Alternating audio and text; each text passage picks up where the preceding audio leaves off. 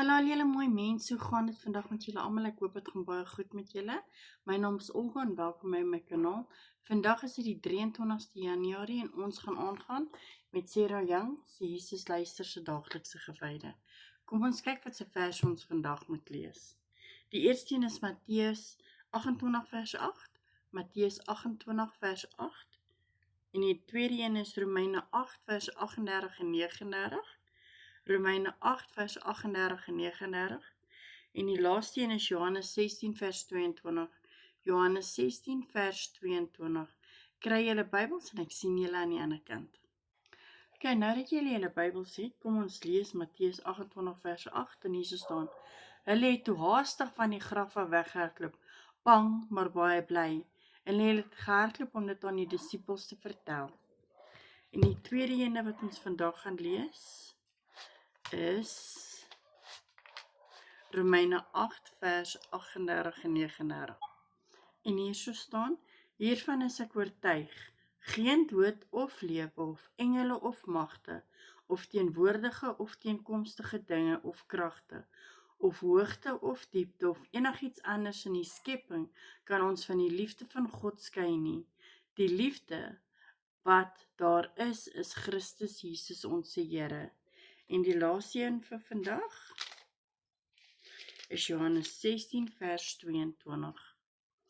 Net so is julle ook nou bedroef, maar as ek julle weer sien, sal julle harte vol blydskap wees en niemand kan julle blydskap van julle af wegneem nie. Reg, so kom ons sien wat die boek vir ons vandag sê. My lewende verlosser, dit is u woord, wys my dat dit vir u volgelinge moontlik is om terselfdertyd bang en vol vreugde te wees. Toe 'n engel vir die vroue by die graf vertel het dat hy uit die dood opgestaan het, was hulle bang, maar baie bly. Ek hoef dus nie toe te laat dat vrees my daarvan weerhou om die vreugde van die teenwoordigheid te ervaar nie. Hierdie vreugde is nie 'n luksheid wat met moontlikheid is wanneer my probleme en die krisis in die wêreld lyk of dit onder beheer is nie. Ek kan 'n liefdevolle teenwoordigheid vandag, môre en vir altyd ervaar en geniet.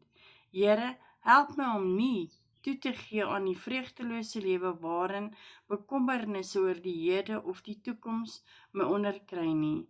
Help my om eerder te onthou dat nie my vrees vir vandag of my kommer oor môre, ook nie bo aardse magte of enige daarbo of onder in die diepte van die elders in die skepping my ooit kan skei van u liefde nie.